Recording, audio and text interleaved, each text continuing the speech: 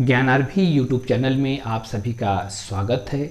आज हम जिस टॉपिक के बारे में आपसे बात करेंगे उस टॉपिक का नाम है बेसिक फंक्शन ऑफ टेक्सोनॉमी, यानी वर्गीकी का आधारभूत कार्य। तो वर्गीकी के आधारभूत कार्य कौन कौन से होते हैं, यानी जीवों से ही संबंधित है। इससे पहले मैंने आपको जीव जगत पर एक वीडियो बनाकर रखी थी और जीव जगत एक टॉपिक का नाम था और जीव जगत के अंतर ही ये भी टॉपिक आता है। तो मैंने फर्स्ट पार्ट को उसे बना दिया है और फर्स्ट पार्ट में हमने आपको जीव क्या है, सजीव के बारे में, सजीव के लक्षण के बारे में, उनके जीवन के बारे में और तथा उनके वर्गीकरण के बारे में, आदि सारी प्रक्रिया के बारे में हमने अपने फर्स्ट पार्ट वीडियो में बना दी है। अगर आपने उसे नहीं देखा है तो डिस्क्रिप्शन बॉक्स में लिंक दिया गया है, वहां से जाकर आप देख सकते हैं। अगर हमारे चैनल पर आप नए हैं तो चैनल को सब्सक्राइब कर लीजिए और बेल आइकन जरूर आप प्रेस करिएगा, क्योंकि बेल आइकन प्रेस करने से जो भी नोटिफिकेशन आपको भेजा जाता है उसे आपको प्राप्त हो जाएगा। वीडियो अच्छा लगे तो उसे लाइक कर दीजिए, अपने दोस्तों में शेयर कर दीजिए। तो आज के टॉपिक में हम आपको ये बताएंगे कि बेसिक कॉन्सेप्ट क्या है टेक्सोनॉमी के, और जो बेसिक कॉन्सेप्ट आप देखेंगे तो उस बेसिक कॉन्सेप्ट के फंक्शंस क्या है। क्यों? क्योंकि इस टॉपिक से कम 6 प्रश्न आपके एग्जाम में पूछे जाते हैं और आप चाहे एकेडमिक स्तर के स्टूडेंट्स हों, चाहे वनडे एग्जामिनेशन के स्टूडेंट हों, तो आपको इस चैप्टर से बहुत अच्छा जानकारी मिलने वाली है। तो आप हमारे वीडियो पर बने रहिएगा।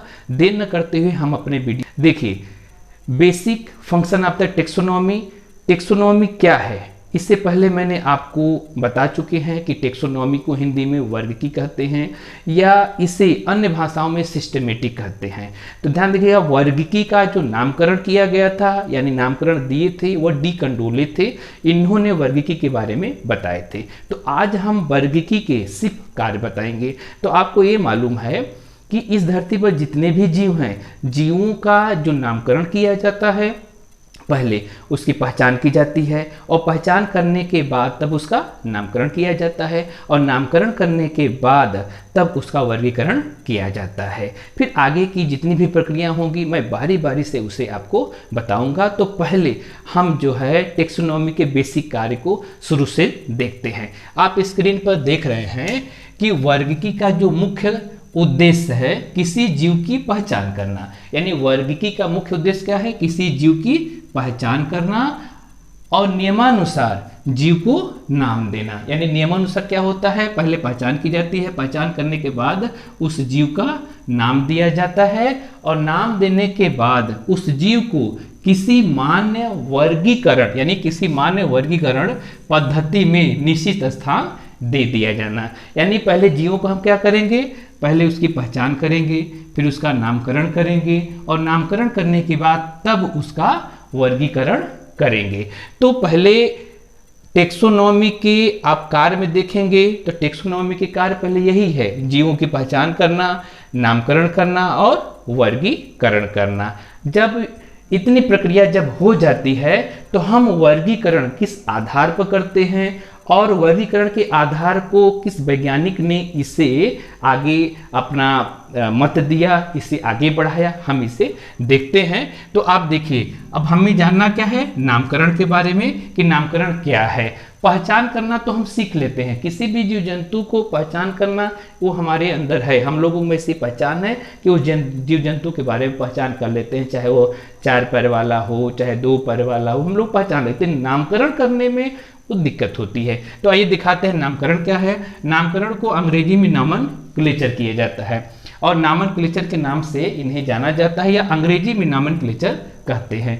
किसी जीव की खोज व स्थान निर्धारित करने के पश्चात एक निश्चित नाम देने की पद्धति होती है। यानी कहने की बात यह है कि किसी जीव की पहले खोज की गई और खोज करने के बाद स्थान निर्धारित करने के पश्चात एक निश्चित नाम देने की पद्धति ही क्या कहलाती है?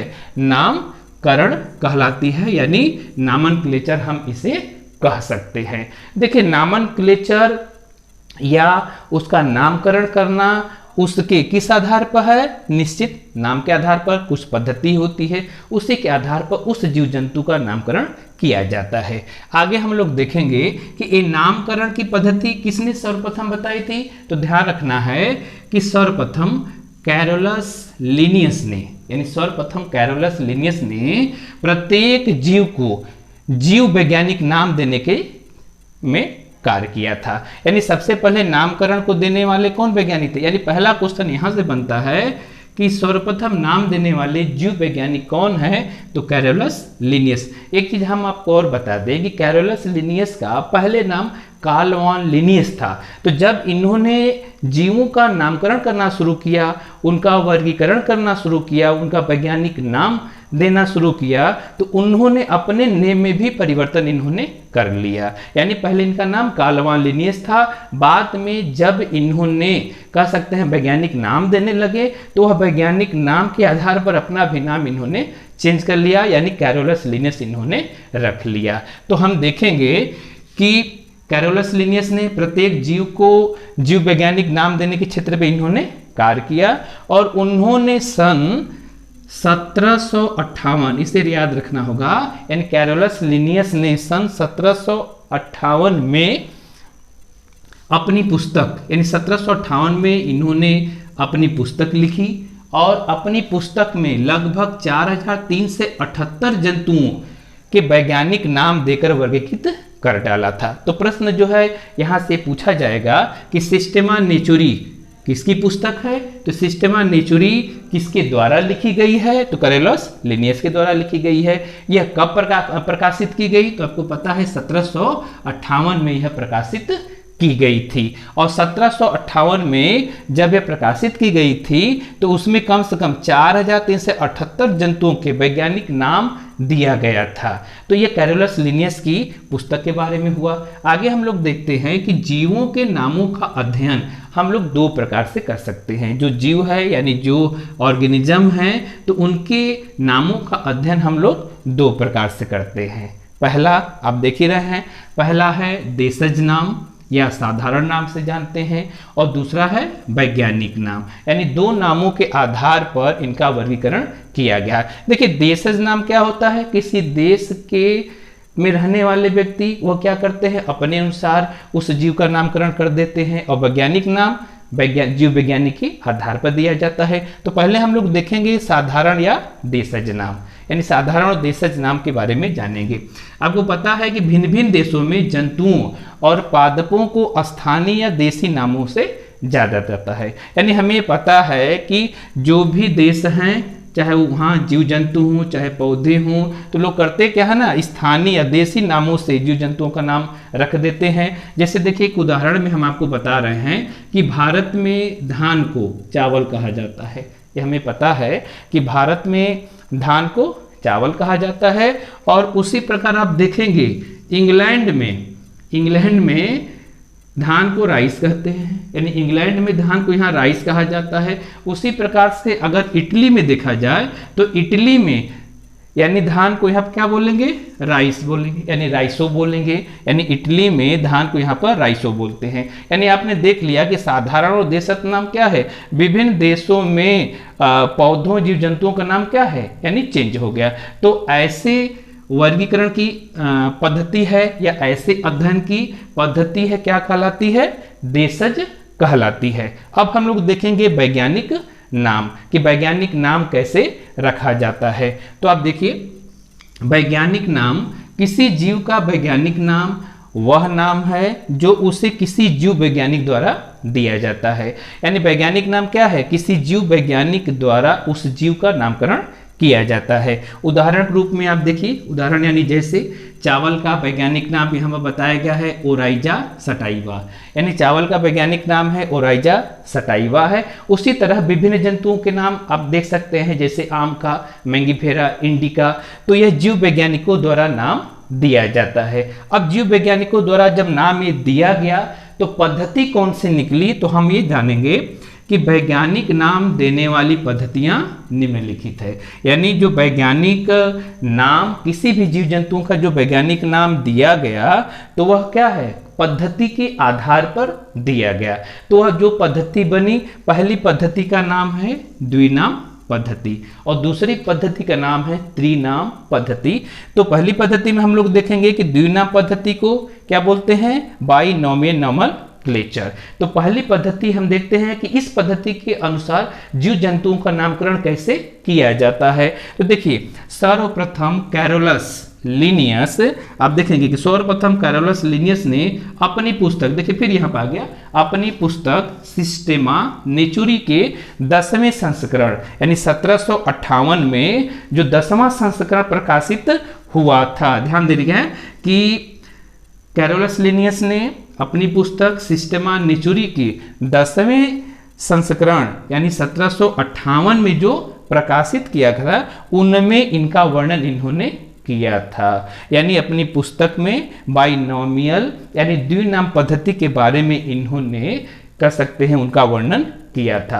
अब द्विनाम पद्धति में इन्होंने बताया क्या था, तो देखिए द्विनाम पद्धति यानी इस पद्धति के अनुसार उन्होंने हमें यही बताया कि प्रत्येक जीव के नाम के दो भाग होते हैं। उन्होंने यही बताया कि प्रत्येक जीव के नाम के दो भाग होते हैं।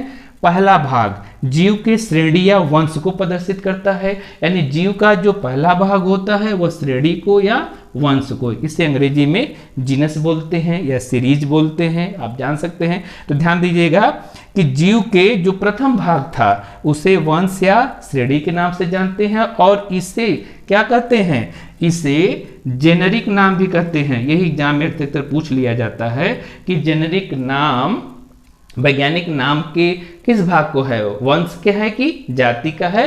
तो हमको ध्यान रखना पड़ेगा कि जेनेरिक नाम ये जीव के वंश से लिखा जाता है, यानी इसे क्या कहते हैं, जेनेरिक नाम कहते हैं। दूसरा भाग क्या है, जीव के जाति को प्रकट करता है, यानी जीव के जाति को प्रकट करने का ये दूसरा भाग है जाति, और इसे किस नाम से जाना जाता है, स्पेसिफिक नाम से जाना जाता है। तो ध्यान देने बात यह है कि वंश को जेनेरिक नाम से, जाति को स्पेसिफिक नाम से जाना जाता है। इसके आगे हम लोग देखेंगे उदाहरण के रूप में, आप देखिए जैसे घरेलू चिड़िया। अब घरेलू चिड़िया का वैज्ञानिक नाम यहाँ पर बताया गया है पैसर डोमेस्टिका। तो पैसर क्या है, वंश है, और डोमेस्टिकस क्या है, इसकी जाति है। तो यह जीव वैज्ञानिक नाम आधार पर ही लिखी जाती है। तो ये द्विनाम पद्धति के अनुसार जीवों का नामकरण या जीवों का कह सकते हैं वैज्ञानिक नाम लिखा गया। इसके आगे हम लोग देखेंगे कि जीवों का त्रिनाम पद्धति क्या आधार है, त्रिनाम पद्धति कैसे लिखी जाती है।